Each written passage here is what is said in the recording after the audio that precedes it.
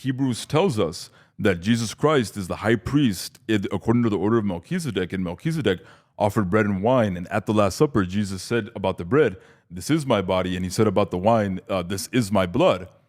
So now, what we're left with is, okay, we know that the Eucharist is important.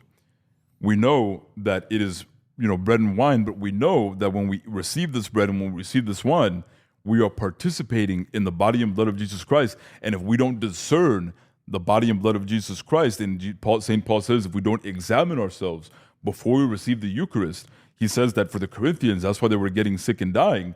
And when you go back to the Old Covenant, right? And the Old Covenant, and you know this, you know that God's people in the Old Covenant, they had to slaughter the lamb, they had to sacrifice the lamb, but they also had to eat of it.